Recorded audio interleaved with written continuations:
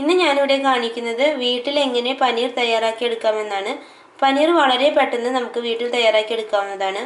അതിനായി ഞാനിവിടെ എടുത്തു വെച്ചിരിക്കുന്നത് 2 ലിറ്ററോളം വരുന്ന പാലും ഏകദേശം 3 ടേബിൾ സ്പൂൺ നാരങ്ങ നീരുമാണ്. ഇനി നമുക്ക് എങ്ങനെയാണ് വീട്ടിൽ പനീർ തയ്യാറാക്കി എടുക്കുന്നതെന്ന് നോക്കാം.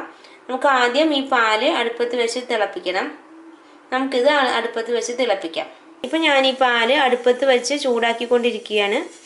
ഇത് നമുക്ക് തിളച്ച് പോകാൻ പാടില്ല, അതുകൊണ്ട് നമ്മളതൊന്ന് കൊണ്ടിരിക്കണം. ഇത് ഏകദേശം തിളച്ച് വരുമ്പോൾ നമ്മൾ നാരങ്ങ നീര് ഒഴിച്ചു കൊടുക്കണം. നാരങ്ങ നീര് നമ്മൾ ഒരുമിച്ച് ഒഴിച്ചു കൊടുക്കില്ല.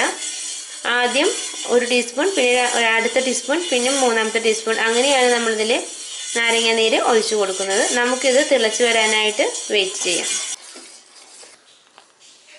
നമ്മൾ വീണ്ടും ഇത് ഇളക്കി കൊടുക്കണം.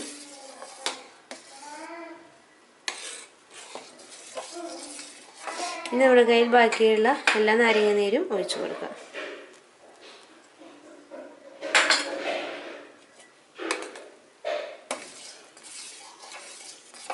ഇത് നല്ലോണം തിളച്ച് ചെറിയ ചെറിയ കഷ്ണങ്ങളായി പാല് പിരിഞ്ഞ പോലെ വരും. ഇതിൻ്റെ ഉള്ളിലൊരു ലൈറ്റ് ഗ്രീൻ വെള്ളം പോലെ തെളിഞ്ഞു വന്നു തുടങ്ങും. അപ്പോൾ നമുക്കിത് ഓഫ് ചെയ്യാം. അതുവരെ നമ്മളത് ചെറിയ ചൂടിലൊന്ന് തിളപ്പിച്ചെടുക്കണം. ഈ പാലിൻ്റെ ഈ കട്ടകൾ വേർതിരിഞ്ഞു ഇവിടെ ഗ്രീൻ കളറുമായി വന്നു തുടങ്ങി. നമുക്ക് നല്ലോണം അതുപോലെ എല്ലാ പാലിൻ്റെ ഇതും കട്ടകളായി കഴിഞ്ഞു കഴിഞ്ഞാൽ നമുക്കിത് ഓഫ് ചെയ്യാം. പാലിൻ്റെ ക്വാണ്ടിറ്റി അനുസരിച്ച് നാരങ്ങാനീര് എടുക്കുന്നത് കൂട്ടാവുന്നതാണ്. നാരങ്ങാനീര് ഇല്ലെങ്കിൽ വിനാഗിരിയോ അല്ലെങ്കിൽ തൈരോ ഉപയോഗിച്ച് നമുക്ക് ഇതുപോലെ തന്നെ ചെയ്തെടുക്കാവുന്നതാണ്. ഇനി നമുക്കിത് ഓഫ് ചെയ്യാവുന്നതാണ്.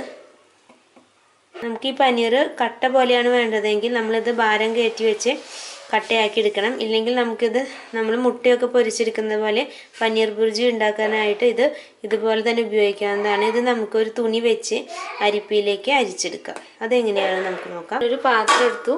അതിൻ്റെ മുകളിൽ ഒരു അരിപ്പ പാത്രം വെച്ച് ഞാനൊരു നല്ല വൃത്തിയുള്ളൊരു തോർത്താണ് ഞാൻ ഉപയോഗിക്കുന്നത്. ഇഴയകലമുള്ള ഏത് തുണി വേണമെങ്കിലും നമുക്കിതിലേക്ക് ഉപയോഗിക്കാവുന്നതാണ്. ഇനി നമുക്കിതിലേക്ക് നമ്മൾ തയ്യാറാക്കി വെച്ചിരിക്കുന്ന പനീർ ഒഴിച്ച് ഊറ്റിയെടുക്കാവുന്നതാണ്. നമുക്കിനി ഇത് അതിലേക്ക് ഒഴിക്കാം. എല്ലാ പനീറും ഇതിലേക്ക് ഒഴിച്ച് കഴിഞ്ഞു. നമുക്ക് ഇത് കട്ടയാക്കി എടുക്കുന്നത് എങ്ങനെയാണെന്ന് നോക്കാം. ഞാനിവിടെ ഒരു പാത്രം എടുത്തു. അതിൻ്റെ മുകളിൽ ഞാനൊരു അരിപ്പ് പോലത്തെ പാത്രം വെച്ചു. നമ്മൾ പനീർ വെക്കുമ്പോൾ അതിൻ്റെ വെള്ളമെല്ലാം മാറുന്ന അടിയിലേക്ക് പോകാൻ വേണ്ടിയിട്ടാണ്. അരിപ്പയല്ലാതെ പൊന്തി നിൽക്കുന്ന ഏത് പാത്രം വേണമെങ്കിലും നമുക്ക് ഉപയോഗിക്കാവുന്നതാണ്. ഇനി നമുക്ക് ഇതിൻ്റെ മുകളിലേക്ക് തുണിയോട് കൂടി തന്നെ ഈ പനീർ എടുത്ത് വെക്കാം. ഞാനിവിടെ ഈ പനീർ ഇതുപോലെ തിരിപ്പിച്ചെടുത്തു. ഇനി നമുക്കിത് അതിൻ്റെ മുകളിലേക്ക് എടുത്ത് വയ്ക്കാം. ഇതിൻ്റെ മുകളിലേക്ക് വെച്ചു. ഇനി നമുക്കിതിൻ്റെ മുകളിലേക്ക് ഭാരം കയറ്റി വയ്ക്കണം. ഞാനിവിടെ ഉപയോഗിക്കുന്നത് എൻ്റെ ചപ്പാത്തി പലകയാണ്. അത് മാർബിളിൻ്റെ ആയ കാരണം നല്ല ഭാരം ഉണ്ടായിരിക്കും. ഇതുപോലെ ഭാരമുള്ള എന്ത് സാധനം വേണമെങ്കിലും നമുക്ക് ഉപയോഗിക്കാവുന്നതാണ്. ഇതുപോലെ ഭാരം കയറ്റി വെച്ച് 2-3 മണിക്കൂർ നമ്മൾ വെയിറ്റ് ചെയ്യണം. എന്നാൽ മാത്രമാണ് ഇത് നമുക്ക് കട്ടയുള്ള രൂപത്തിൽ കിട്ടുകയുള്ളൂ. നല്ല ഭാരം എല്ലായിടത്തേക്കും ഒരുപോലെ കിട്ടുന്ന എന്തെങ്കിലും ഒരു സാധനമായിരിക്കണം നമ്മൾ ഈ പനീറിൻ്റെ മുകളിലേക്ക് എടുത്തു വെക്കാനായിട്ട്.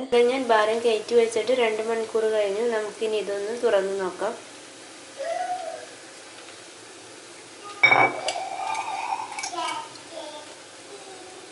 നമുക്കിത് തുറന്ന് നോക്കാം.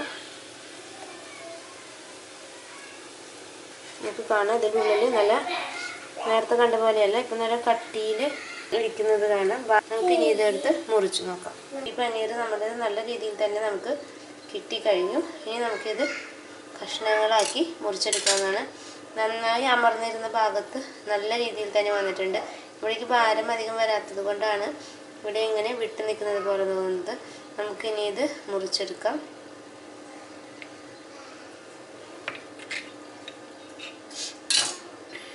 നല്ല രീതിയിൽ തന്നെ നമുക്ക് നമ്മുടെ പനീർ തയ്യാറായി കിട്ടിക്കഴിഞ്ഞു. ഇങ്ങനെയാണ് നമ്മൾ നമ്മുടെ പനീർ തയ്യാറാക്കിയെടുക്കുന്നത്.